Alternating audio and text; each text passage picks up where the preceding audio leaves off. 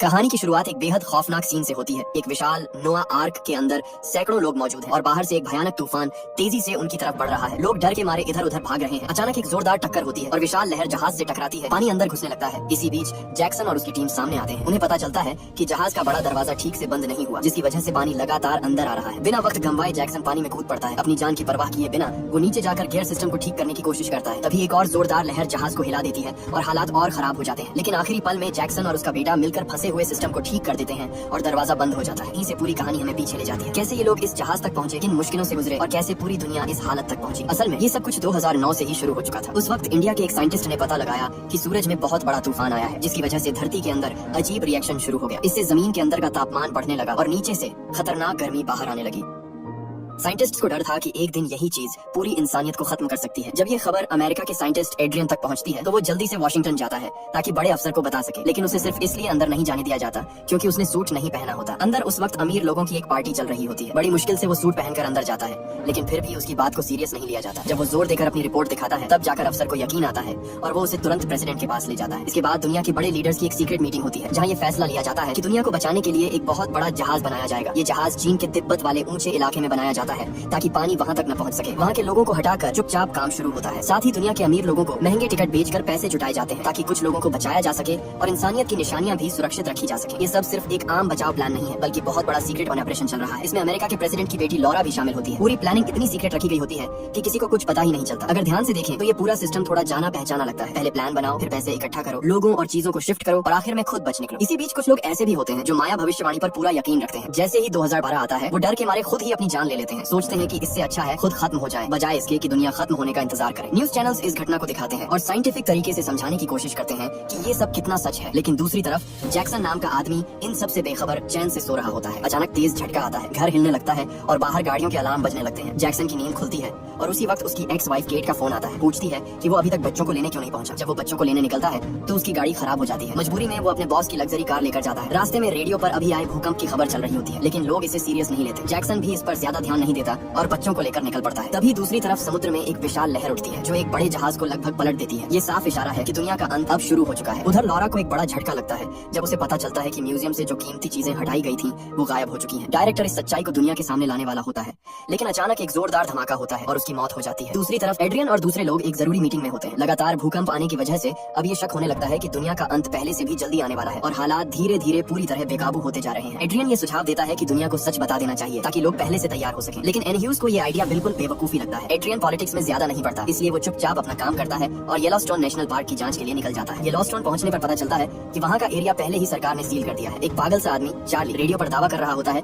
कि यहाँ बहुत बड़ा धमाका होने वाला है और वो लाइव सब दिखाएगा। जैक्सन को ये सब बकवास लगता है, इसलिए वो अपने बच्चों के साथ छुपकर पार्क के अंदर चला जाता है। लेकिन वहाँ जो वो देखता है वो सच में डराने वाला होता है। पूरा झील सूख चुकी होती है और जो थोड़ा पानी बचा होता है वो भी जमीन के नीचे की गर्मी से उबल रहा होता है। तभी अचानक आर्मी आ जाती है और उन्हें पकड़ लेती है। जैक्सन घबरा जाता है, लेकिन तभी एड्रियन आता है और उसे पहचान लेता है। असल में एड्रियन उसकी किताबों का फैन होता है, इसलिए वो उन्हें छोड़ने का आदेश दे देता है। इसके बाद एड्रियन बेस पर जाकर इंडिया के साइंटिस्ट के साथ डेटा शेयर करता है। जांच में पता चलता है कि जमीन के नीचे का तापमान हर घंटे 0.5 डिग्री बढ़ रहा है, जिससे धरती की परत कमजोर होती जा रही है। इसका मतलब साफ है, दुनिया का अंत अब बहुत करीब है, शायद कुछ ही दिनों में। इंडियन साइंटिस्ट एड्रियन को सलाह देता है कि अब देर मत करो, जल्दी से निकल जाओ वरना सब खत्म हो जाएगा। एड्रियन ये सुनकर हिल जाता है, लेकिन वो अपने दोस्त को छोड़ना नहीं चाहता। वो वादा करता है कि उनके लिए हेलीकॉप्टर भेजेगा। फिर वो एनह्यूज को कॉल करके तुरंत लोगों को निकालने की तैयारी करने को कहता है। लेकिन सच ये है कि ये बचाव मिशन सिर्फ खास लोगों के लिए है, आम इंसान को तो इसमें शामिल होने का मौका भी नहीं मिलेगा। उधर जैक्सन अपने बच्चों के साथ कैंपिंग कर रहा होता है जैसे सब नॉर्मल हो, लेकिन धीरे धीरे अजीब चीजें होने लगती हैं। सरकारी हेलीकॉप्टर बार बार उड़ते दिखते हैं। रात को जब बच्चे सो जाते हैं जैक्सन लिखने बैठता है, तभी उसे चार्ली मिल जाता है जो लाइव स्ट्रीम कर रहा होता है। जैक्सन उससे पूछता है कि वो दुनिया के खत्म होने पर इतना यकीन क्यों करता है। चार्ली उसे एक वीडियो दिखाता है और समझाता है कि धरती के अंदर बढ़ती गर्मी ही भूकंप, ज्वालामुखी और सुनामी का कारण बनेगी। जैक्सन अभी भी पूरी तरह यकीन नहीं करता, लेकिन चार्ली एक मौत की लिस्ट दिखाता है उन लोगों की जिन्होंने सच बताने की कोशिश की और मार दिए गए। ये देखकर माहौल और भी खौफनाक हो जाता है। चार्ली जैक्सन को एक नक्शा दिखाता है और बताता है कि सरकार असल में स्पेसशिप बना रही है ताकि कुछ लोगों को बचाया जा सके। ये सुनकर जैक्सन हंस पड़ता है और कहता है कि उसे अपनी सरकार पर बिल्कुल भरोसा नहीं, वो तो चांद पर जाने जैसी चीज भी फेक बता देता है। तो अब ये सब कैसे सच होगा। लेकिन चार्ली जोर देकर कहता है कि सरकार सीक्रेट में टिकट बेच रही है और सिर्फ दुनिया के सबसे अमीर लोग ही इन्हें खरीद सकते हैं। वो जैक्सन को चेतावनी देता है कि अगर उसने जल्दी अपने परिवार को नहीं बचाया तो सब खत्म हो जाएंगे। इसी बीच शहर में अचानक जोरदार भूकंप आता है। जमीन में बड़ी बड़ी दरारें पड़ने लगती हैं, जो तेजी से फैलती हुई एक सुपरमार्केट तक पहुंच जाती है। उस वक्त केट और उसका नया पति गॉर्डन वहां होते हैं, लेकिन अचानक जमीन फट जाती है और दोनों अलग हो जाते हैं। ये सीन साफ दिखाता है कि हालात अब पूरी तरह कंट्रोल से बाहर जा रहे हैं। अगले दिन जैक्सन जब न्यूज देखता है तो उसे स्थिति की गंभीरता समझ आने लगती है। वो तुरंत अपने बच्चों को घर छोड़ता है और केट से मिलकर वापस जाने लगता है। तभी उसके बॉस का फोन आता है और उसे तुरंत 2 बच्चों को एयरपोर्ट पहुंचाने का काम दिया जाता है। साथ ही उसे कहा जाता है कि उनके पालतू कुत्ते का भी खास ख्याल रखें। दरअसल इसी दौरान एड्रियन ने दुनिया के बड़े नेताओं को बता दिया होता है कि धरती के पास अब सिर्फ 36 घंटे बचे हैं। अभी तक सिर्फ 4 बड़े जहाज तैयार हुए हैं, लेकिन फिर भी तुरंत लोगों को निकालने का फैसला लिया जाता है। जिन अमीर लोगों ने पहले से टिकट खरीदे होते हैं उन्हें अब बोर्डिंग का मैसेज मिलने लगता है। लेकिन जैक्सन को अभी भी असली सच्चाई का पूरा पता नहीं होता। वो बस अपने बॉस के कहने पर उन बच्चों को लेकर एयरपोर्ट की तरफ निकल पड़ता है। तभी रास्ते में वो बच्चे मजाक मजाक में नोआ आर्क का राज खोल देते हैं। पायलट उन्हें रोकने की कोशिश करता है, लेकिन तब तक जैक्सन को शक हो जाता है कि कुछ बहुत बड़ा छुपाया जा रहा है। अब कहानी में तबाही अपने चरम पर पहुंच जाती है। तेज भूकंप फिर से आता है और जमीन में बड़ी दरारें पड़ने लगती हैं। जैक्सन को आखिर समझ आ जाता है कि अब भागना ही पड़ेगा। वो तुरंत एक छोटा सा प्लेन ढूंढता है और पायलट को अपनी घड़ी देकर मना लेता है कि थोड़ा इंतजार करें। फिर वो अपनी एक्स वाइफ केट को कॉल करता है और कहता है कि बच्चों को लेकर तुरंत निकलो। जैक्सन समय पर पहुंच जाता है और सबको जल्दी जल्दी गाड़ी में बैठाकर निकलने को कहता है। पूरा कैलिफोर्निया तबाही में डूब जाता है।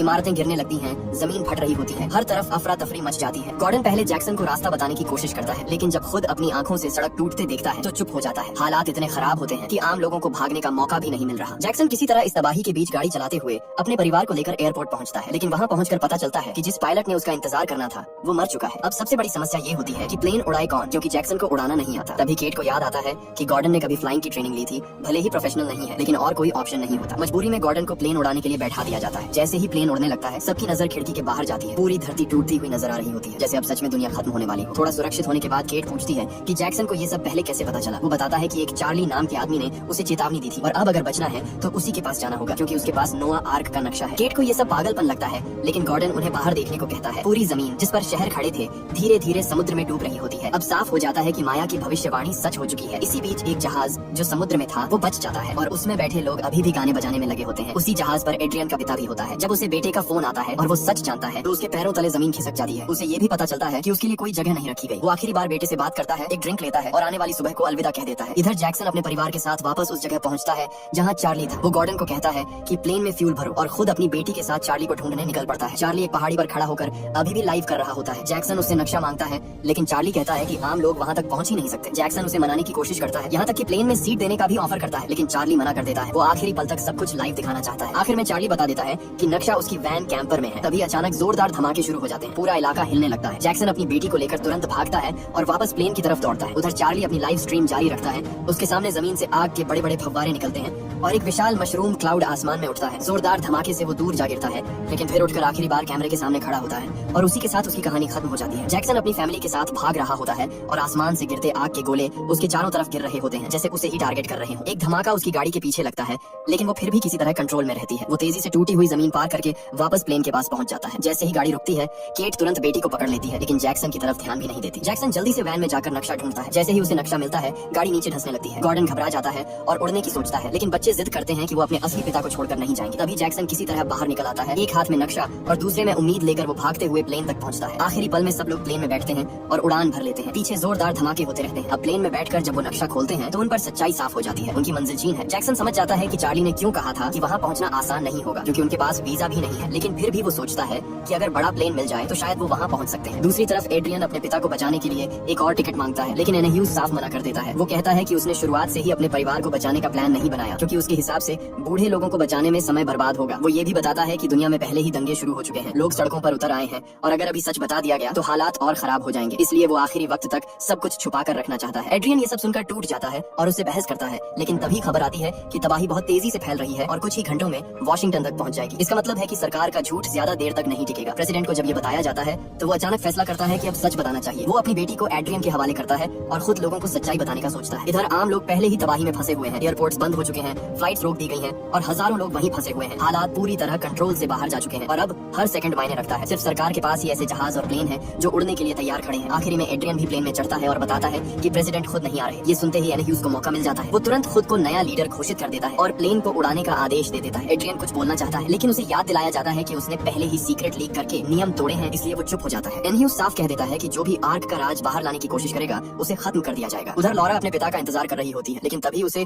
व्हाइट हाउस से कॉल आता है। प्रेसिडेंट बताते हैं कि वो अब सच्चाई दुनिया के सामने रखने वाले हैं। उन्हें पता होता है कि अब आम लोग बच नहीं पाएंगे, लेकिन कम से कम वो अपने परिवार के साथ आखिरी पल बिता सकते हैं। इसके बाद प्रेसिडेंट एक आखिरी स्पीच देते हैं, जिसमें वो कहते हैं कि इंसानियत ने कोशिश तो की, लेकिन प्रकृति के सामने हार गई। अब सबको हिम्मत से इस अंधेरे का सामना करना होगा। लेकिन इस ऐलान के बाद भी लोग शांत नहीं होते। हर तरफ डर और अफरा तफरी फैल जाती है। इसी बीच जैक्सन को एक उम्मीद दिखती है। उसे अपना बॉस मिल जाता है। वो तुरंत उससे रिक्वेस्ट करता है कि उसके परिवार को भी साथ ले चले। पहले तो बॉस मना करता है, लेकिन तभी पायलट आकर बताता है कि एक बड़ा प्लेन मिल गया है, जिसे उड़ाने के लिए 2 लोगों की जरूरत है। मजबूरी में गॉर्डन को फिर से आगे कर दिया जाता है। भले ही उसे सही से प्लेन उड़ाना नहीं आता। सब लोग जल्दी से उस बड़े प्लेन में चढ़ जाते हैं, लेकिन असली समस्या अभी शुरू होती है, क्योंकि गॉर्डन को ये तक नहीं पता कि कौन सा बटन दबाना है। अब उनकी जान पूरी तरह किस्मत और आखिरी कोशिश पर टिकी हुई है। पायलट किसी तरह अकेले ही पूरा कंट्रोल संभाल लेता है और सबको गाइड करते हुए प्लेन को हवा में ले जाता है। प्लेन मुश्किल हालात में उड़ते हुए चीन की तरफ बढ़ता है। उधर चीन में अभी माहौल शांत होता है। तिब्बत के एक मंदिर में गुरु एक युवा भिक्षु को समझा रहे होते हैं कि हर हाल में मन को शांत रखना चाहिए, लेकिन वो भिक्षु परेशान होता है, क्योंकि उसके भाई ने पहले ही उसे नोआ आर्क की खबर दे दी होती है और भागने को कहा होता है। आखिरकार गुरु उसे घर जाकर अपने परिवार को बचाने की इजाजत दे देते हैं, लेकिन जब वो अपने दादा दादी को लेने जाता है तो वो मना कर देते हैं। अपनी जमीन छोड़ना उन्हें मंजूर नहीं होता। इधर जैक्सन और उसकी फैमिली प्लेन में सफर कर रहे होते हैं, लेकिन एक बड़ी समस्या सामने आती है। उनके पास आर्क का टिकट नहीं है और बिना टिकट वहाँ पहुंचकर भी बचना मुश्किल है। उसका बॉस साफ कह देता है कि ये टिकट बहुत महंगे हैं और वो मदद नहीं करेगा। तभी पायलट बताता है कि फ्यूल कम है और उन्हें हवाई में उतरना पड़ेगा। लेकिन जब वो वहाँ पहुंचते हैं तो देखते हैं कि पूरा इलाका तबाह हो चुका है। ज्वालामुखी फट चुके हैं, लावा हर तरफ फैल चुका है और पूरा समुद्र लाल हो गया है। अब उनके पास कोई रास्ता नहीं बचता, इसलिए वो चीन की तरफ ही उड़ते रहते हैं, चाहे क्रैश लैंडिंग ही क्यों न करनी पड़े। दूसरी तरफ दुनिया भर में तबाही फैल चुकी होती है। जापान, वॉशिंगटन, हर जगह भूकंप और सुनामी सब कुछ खत्म कर रहे होते हैं। बड़े बड़े लैंडमार्क गिर जाते हैं और समुद्र की विशाल लहरें शहरों को निगल जाती हैं। एड्रियन बताता है कि कुछ ही घंटों में ये लहरें तिब्बत तक पहुंच जाएंगी और धरती का नक्शा ही बदल जाएगा। आखिरकार जैक्सन का प्लेन आखिरी वक्त में तिब्बत में लैंड कर जाता है, लेकिन अब उसमें पावर नहीं बचती। पायलट दूसरों को गाड़ी में बैठकर भागने को कहता है और खुद पीछे रुक जाता है ताकि सही समय पर दरवाजा खोल सके। सब लोग जल्दी से गाड़ी में बैठते हैं, लेकिन जैसे ही उसे स्टार्ट करने की कोशिश करते हैं वो चालू ही नहीं होती। इस आखिरी पल में भी किस्मत उनका इम्तिहान ले रही है। हालात पूरी तरह बेकाबू हो जाते हैं। जैसे ही सब लोग प्लेन से बाहर निकलते हैं, प्लेन कुछ सेकंड के लिए रुकता है और फिर सीधा नीचे गिरकर क्रैश हो जाता है। पायलट भी उसी के साथ मारा जाता है। तभी चीन की मिलिट्री ट्रांसपोर्ट फ्लाइट आती है। लोग मदद मांगते हैं, लेकिन उनसे टिकट मांगा जाता है। जैक्सन का बॉस तुरंत टिकट दिखाकर अपने परिवार के साथ चढ़ जाता है, लेकिन उसकी गर्लफ्रेंड को अंदर नहीं जाने दिया जाता, क्योंकि उसके लिए टिकट नहीं होता। ये सीन साफ दिखाता है कि उस वक्त भी अमीर और गरीब में कितना फर्क है। इसी बीच एक और झटका लगता है। तीसरा आर्क खराब हो जाता है और उसमें लोग नहीं चढ़ सकते। मतलब जिन्होंने पैसे देकर टिकट खरीदे थे उनका भी बचना अब पक्का नहीं है। उधर एड्रियन को पता चलता है कि इंडियन साइंटिस्ट को बचाने के लिए कोई हेल्प भेजी ही नहीं गई और वो वहीं मौत का सामना कर रहा है। अब समय बहुत कम बचता है, करीब 28 मिनट। एनह्यूज तुरंत मीटिंग बुलाता है और फैसला करता है कि आर्क को जल्दी चालू किया जाए, चाहे कुछ लोग पीछे ही क्यों न रह जाएं। दूसरी तरफ जैक्सन अपनी फैमिली के साथ किसी तरह एक भिक्षु की मदद से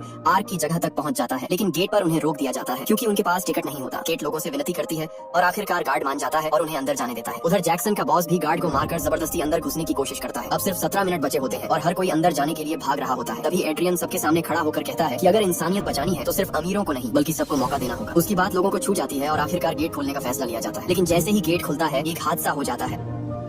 मशीन में फंसकर कुछ लोग नीचे गिर जाते हैं। गॉर्डन भी उसमें फंस जाता है। आखिरी वक्त में जैक्सन उसे बचाने की कोशिश करता है। किसी तरह गॉर्डन बच जाता है, लेकिन गेट बंद होने लगता है। एक औजार गियर में फंस जाता है और गेट रुक जाता है, जिससे बाकी लोग भी अंदर आ पाते हैं। इसी दौरान एक विशाल सुनामी पहाड़ों को पार करते हुए आर्क की तरफ बढ़ती है। मंदिर का गुरु आखिरी बार घंटी बजाता है और वहीं खत्म हो जाता है। आखिरी पल में जैक्सन का बॉस अपने बेटे को आर्क पर चढ़ा देता है और फिर सब कुछ उस विनाशकारी लहर के सामने खड़ा होता है। अब फैसला बस कुछ सेकंड दूर है, कौन बचेगा और कौन नहीं। इतनी कोशिशों के बाद भी हीरो की टीम से एक बड़ी गलती हो जाती है। दरवाजा ठीक से बंद नहीं होता और पूरी आर्क खतरे में पड़ जाती है। एड्रियन जब सिस्टम चेक करता है तो उसे जैक्सन दिखता है और वो उनकी हिम्मत देखकर मदद करने का फैसला करता है। उधर विशाल लहरें तेजी से आर्क की तरफ बढ़ रही होती हैं। पहला टक्कर आर्क संभाल लेती है, लेकिन खुले दरवाजे से पानी अंदर घुसने लगता है, जिससे हालत और खराब हो जाती है। अब एड्रियन खुद रिस्क लेकर पीछे जाता है और जैक्सन को बताता है कि अगर दरवाजा ठीक नहीं हुआ तो पूरी आर्क पहाड़ से टकराकर खत्म हो जाएगी। अपने परिवार को बचाने के लिए जैक्सन बिना सोचे पानी में कूद जाता है। वो नीचे जाकर फंसे हुए गियर को ढूंढता है और उसे ठीक करने की कोशिश करता है। इसी बीच उसका बेटा भी उसकी मदद के लिए आ जाता है। दोनों मिलकर जल्दी से समस्या समझ लेते हैं और सही वक्त पर केबल खींचकर दरवाजा बंद कर देते हैं। जैसे ही दरवाजा बंद होता है कैप्टन तुरंत जहाज को पीछे करने का आदेश देता है। हालांकि जोरदार टक्कर में आर्क एक बर्फीले पहाड़ से टकरा जाती है,